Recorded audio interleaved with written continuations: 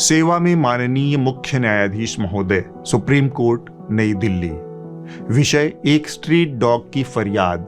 मालिक, हमें भी थोड़ा सा इंसान समझ लो।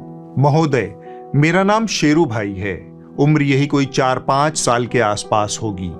मेरे पास कोई जन्म प्रमाण पत्र नहीं है।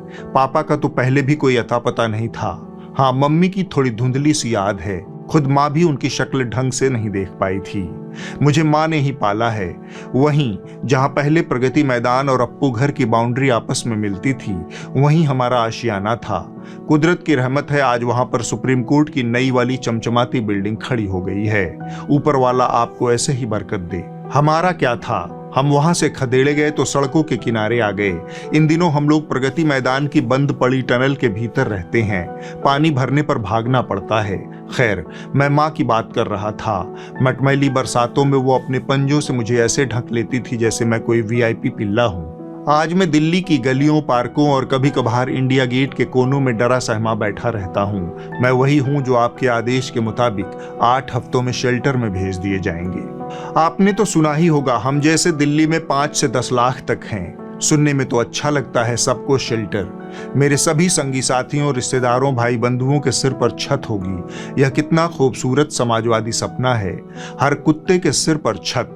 पर मिलॉर्ड, मेरे मालिक, शेल्टर तो एम्स और सफदरजंग अस्पतालों के बाहर खुले आसमान के नीचे रात काटने वाले हजारों गरीब मरीजों और उनके परिजनों के लिए भी नहीं है। वो तो मनुष्य हैं, हम कुत्ते हैं।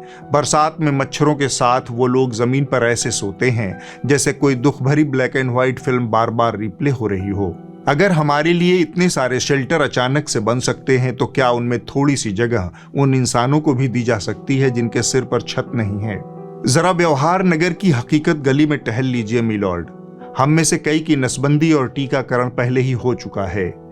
एबीसी प्रोग्राम के तहत हमें हटाना नई डॉग वॉर शुरू कर सकता है, ऐसा वैज्ञानिकों का मानना है, क्योंकि कुदरत ने हमें ऐसे ही बनाया है। अगर हम चले गए तो आपकी गलियों का सीसीटीवी यानी रातों में हमारा भौंकना बंद हो जाएगा। ऐसा हुआ तो सड़कों पर बंदरों की आमदरफ्त बढ़ जाएगी। चूहों की पॉपुलेशन दिल्ली का चुनाव जीतकर सरकार बना लेगी और बिल्लियां जमीन से आसमान तक सिर पर उठा लेंगी। कुदरत ने हम सब के बीच एक संतुलन बनाया हुआ है। हम युगों युगों से आपके आसपास आपकी जरूरतों के हिसाब से खुद को एडजस्ट करते आए हैं। एडजस्ट करना हमारा फंडामेंटल नेचर है। आपके तमाम साथी हमें आवारा कुत्ते कहते हैं। यह बात हमें बुरी लगती है। हम सामुदायिक कुत्ते हैं। आपने शास्त्र और धर्म का अध्ययन किया है। आपको पता होगा कि मनुष्य के अलावा एकमात्र हमारे पूर्वज ही हैं जिन्हें जिंदा स्वर्ग में एंट्री मिली थी।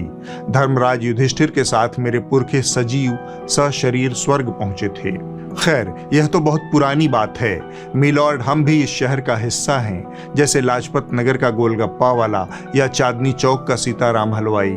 एम्स के बाहर लाइन में बैठे बीमारों के पास हम बैठते हैं, पहरेदारी करते हैं। कभी कभी उनके टिफिन से रोटी का टुकड़ा मिल जाता है और हमें लगता है कि यह शहर हमारा भी है।